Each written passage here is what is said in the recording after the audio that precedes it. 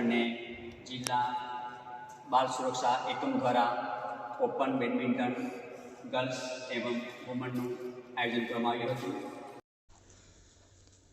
દીવમાં બેટી બચાવો બેટી પઢાવો અનુસંધાને દીકરીઓ અને મહિલાઓ માટે ઓપન બેડમિન્ટન સ્પર્ધાનું આયોજન થયું।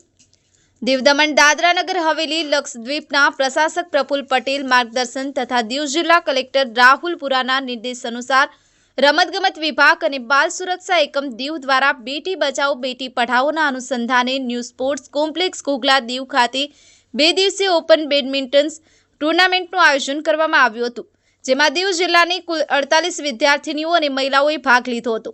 પ્રથમ દિવસે દરેક રાઉન્ડના વિજેતાઓને બીજા દિવસે સેમીફાઇનલ તેમજ ફાઇનલ રમાડવામાં આવ્યા હતા, જેમાં ઓપન બેડમિન્ટન વુમન પ્રતિયોગિતામાં પ્રથમ નંબરે શ્રેયા તિવારી, દ્વિતીય પલ્લવી મુલ્લે અને તૃતીય સ્થાને મહેક બામણિયા રહ્યા હતા। ગર્લ્સમાં પ્રથમ સ્થાને નાગરેચા નમસ્વી, દ્વિતીય દિયા બાંભણિયા અને તૃતીય રૂપા અજીત કુમાર વિજેતા જાહેર થયા હતા। ત્રણેય વિજેતા વિદ્યાર્થીનીઓ ગેલેક્સી સ્કૂલની હતી। વિજેતાઓને દીવ જિલ્લા સમાહર્તા રાહુલ દેવબુરા, દીવ જિલ્લા SP Sachin Yadav, deputy collector Shivam Mishra, education officer Arvind સાહેબ તેમજ in charge assistant physical education officer Nanji Jethwa સાહેબના હસ્તે મેડલ અને ઇનામ આપી વિદ્યાર્થીનીઓને પ્રોત્સાહિત કરવામાં આવ્યા હતા।